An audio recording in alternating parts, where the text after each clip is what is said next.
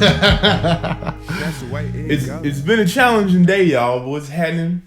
It's your boy Screaming.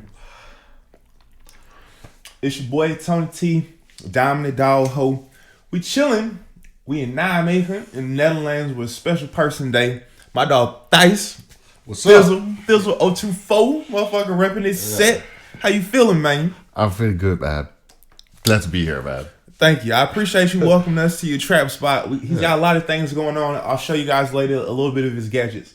But my boy Thijs here, he's a party promoter and also a music enthusiast, a creator himself. And so I wanted to bring him on to kind of speak for to spread his word for the drum and bass scene, to let us know what's been going down, a little bit about what's up with yourself, you know, that and that. How we do it? Yeah, for sure, man. Yeah. So when we dive in, where you from, man? Like where you get your kicks at? I'm actually from this place. Okay. I've been born in a village, just 20 minutes bike ride from here. Mm-hmm. And you heard he say bike ride. Like, that's how they measure shit, right? What's the village called? That's how we do. Malden. Malden City. Oh, Malden. Oh, okay. So, like, is that before the river or after the river?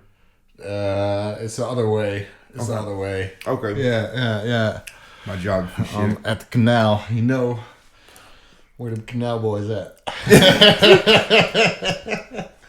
Yo, this is why I like bringing y'all on the show, man. This is Dutch culture at its finest. If you don't know the Dutch people, they all about their bikes around here. So when you said it's about 20 minutes bike ride away, it's like okay. Yeah. But you do an event called WTF. Tell the people, like, what kind of music can they expect to find at something like that? Major crazy drum and bass, rave music, and beyond. Yeah. And beyond. Yeah. What got y'all into that, man? I mean, like, what? First off, like, where did your background in music begin? Because you didn't just become a promoter. Like, how did you kind of slide your way into this role? I came here by rave, man. Yeah. Started doing parties with friends and trying to spread the word. Mm-hmm. Yeah. Were they always drum and bass parties? Nah. It's been I used to play in a band at some point.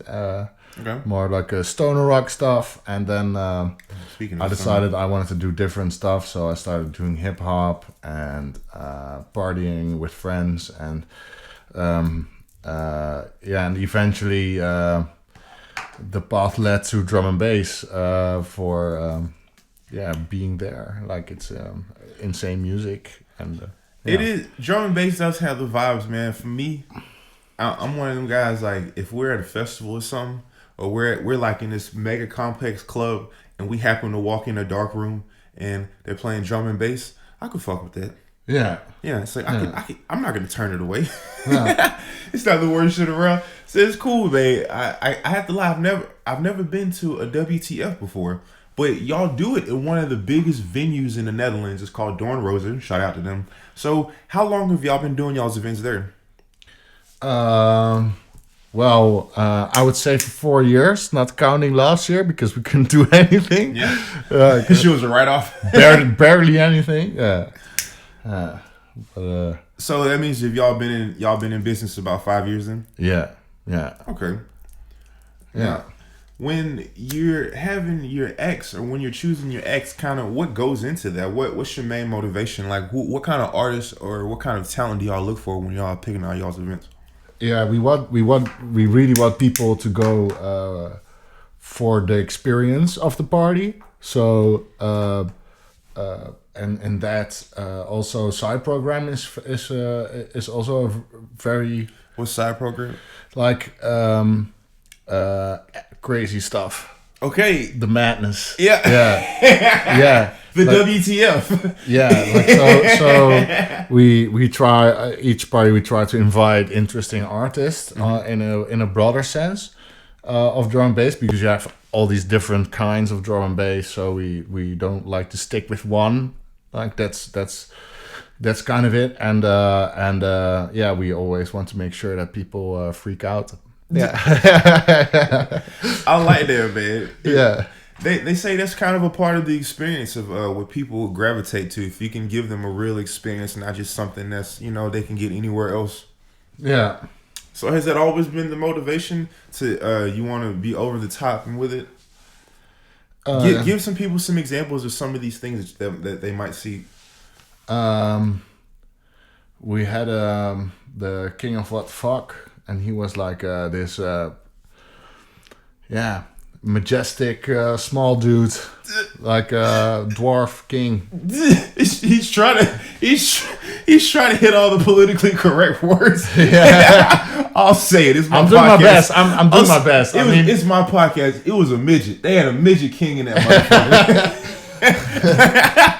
Well, no, but respect to that guy. I mean, he had real fun doing that. He got carried around on a throne the entire night. He showed me like a little clip of it. That's why I could speak on it. And so it did look like it was some real wholesome shit, man. I think do you think that kind of shit is why y'all got y'all success? Like why y'all been able to go so long? Because not many people do that kind of shit. Yeah, I think it's that. Mm-hmm. Yeah, and kind of sense of. Or maybe I'll ask you, what do you think is special about WTF that you can't find on the market anywhere else? I don't know. I don't think there is any place where you can like see and dance your ass off and actually see the Power Rangers in action on stage. That's it. Doing front flips and shit. Yeah. That shit was funny as hell, boy. Yeah, I'll send you some videos over so we'll play this shit. We'll play it on the video here. We'll play it on the video. But we also did like zombie attacks in the hallway, like with actual like professionally grimed actors with cut off limbs, and like they went to the butcher first, like to get some bones with meat hanging off, like, and they used that and people actually got really freaked out. Bro, why would you do that? Because people be on drugs when they when now, I mean, y'all go from partying at one of the biggest venues in the Netherlands to sitting on the couch every Friday night. How does that feel? That sucks. It sucks. How are emphasis, motherfucker? How are y'all dealing with that though? Like, I mean, like what do you and the team talk about nowadays? We're actually getting ready for opening back up again. Okay. And we also during the pandemic we really tried our best to bring anything of a relief to people, because like we feel the pain, but we also feel a burden of you try your best to give people what they need.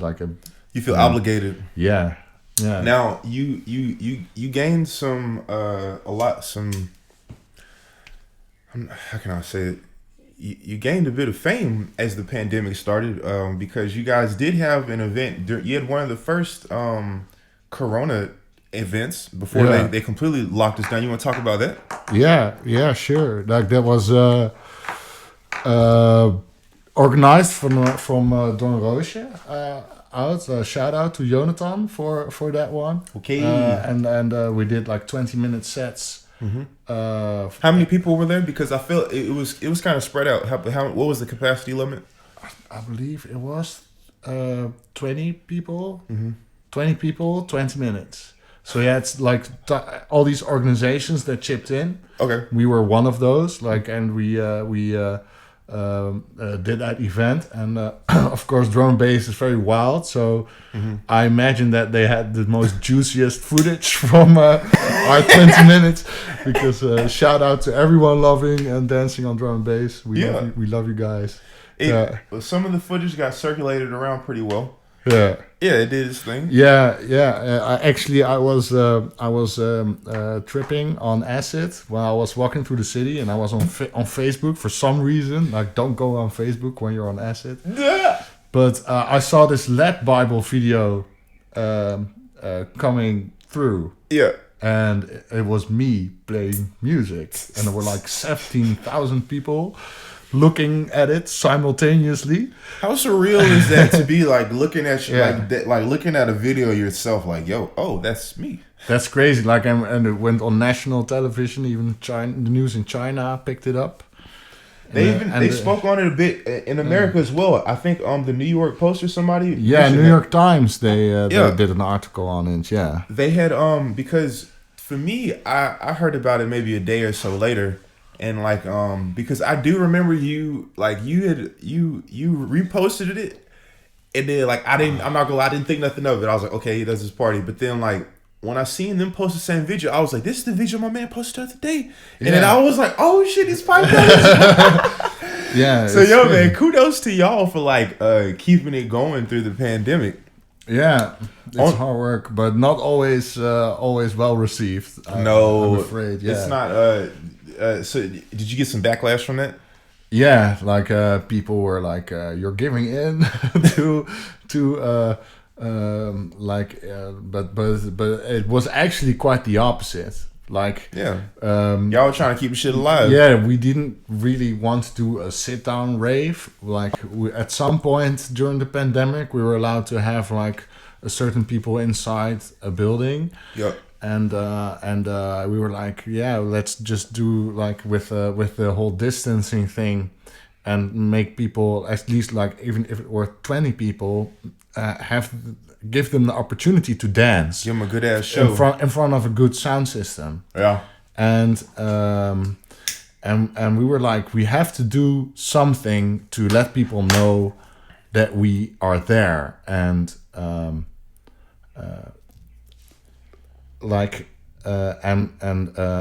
we did that, but we had to ask the government if we were allowed to do it like this. And they said no. They said no. Yo. And we were like, no. Like, really? We have to do something. And like they were like, either they sit down or it's not allowed. And I actually called some people, and I was like, nah, like we have to do it. We have to do it, yeah. And so it happened, and it became this huge thing in the press.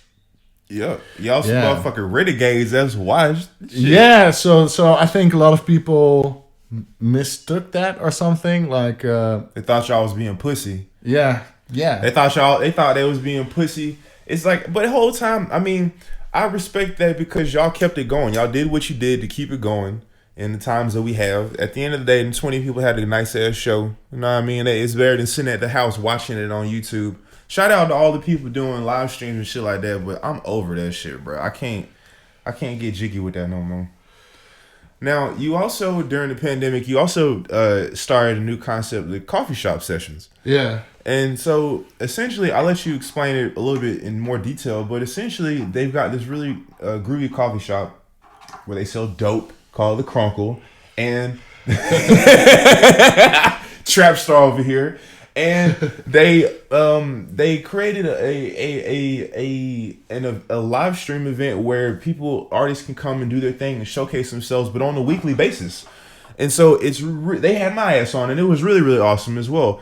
But go ahead and like explain to people what got you started into that. Like, what made you think about that? Because I mean, I know you guys used to have the Friday shows. Yeah. And then is that kind of what spawned it?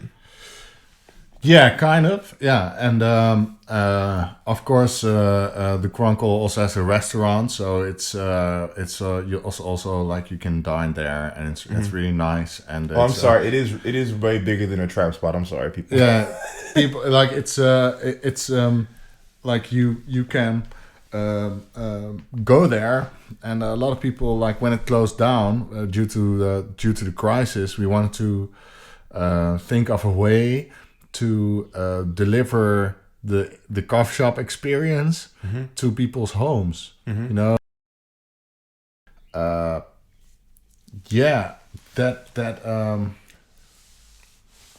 it on so we didn't want to do live streams because with all the platforms doing the live stream shamings these days. What do you mean? Like they, when a DJ plays songs, they take it down because I heard about that because of that stuff. So we want to think of another way, and give people the chance to put it on whenever they want to. I think that's also a really big thing. I never thought about it like that, but that is the experience that is a part of it. Cool, man. Yeah. Now, you guys do it on a weekly basis. How tough is that? That's really tough. Shout out to Oscar and Minnow, my colleagues who holding it together. We all work very hard for this. Yeah. So and shout out to all the artists and friends coming over.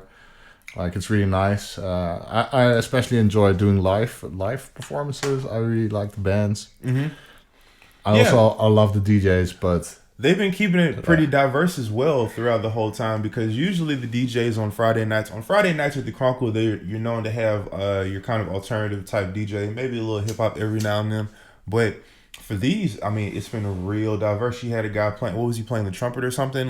It was his skills. And they had another band, and they had me as for hip hop, and then also other kinds of hip hop DJs and stuff like that. So they've really been doing it. I think y'all been doing a swell job, giving the people a different kind of entertainment during the Corona times. Yeah, big thanks. I also think it's kind of our obligation to put it as wide as possible when it comes to a sense of coffee shop music. Yeah, and also all the artists struggle right now. Most of them struggle right now finding a stage that actually bring something on the table for people, That's also a big shout out to the Chronicle as well, because the Chronicle is known to give artists a stage, even when it's not Corona. With the Friday shows, they've always been hooking people up, and they also do things on Sundays, which is cool. What they used to. Now, back to WTF. So, what kind of things y'all got planned for the future? Yeah, we're going to do a lot more live stuff, I think, and we'll keep on keeping it diverse. So you can expect something else every week. It's not never consistently the same thing. Yeah. No, I mean when things open back up with Corona. Oh, like that. Yeah, that's a thing. That's gonna be a whole other challenge. but I think it would be cool that people actually can witness the recording. That would be nice. Yeah. I like it, man. You got the plan, bro. We're gonna wrap it up. Is there anything you want to tell the people before we get away? Any shout outs? Anything you want to? Yeah, shout out to all the What the Fuck crew. All the people that are out there raving. Mm-hmm. Stay safe, and also shout out to all my Chronicle guys. Skirt. Shout out to my moms, my pops. Skirt. I like it. All the fam and all the lovers out there. Keep on loving. Radio DJ. Yo, it's your boy Tony T, first and the 15th. Diamond runs it somewhere. Fizzle, man, I appreciate you, man. Stepping in the room, it's tension. I'm Cheers. No, not for people to slam. My hands not for playing. Don't try your luck. End up like Lieutenant Dan.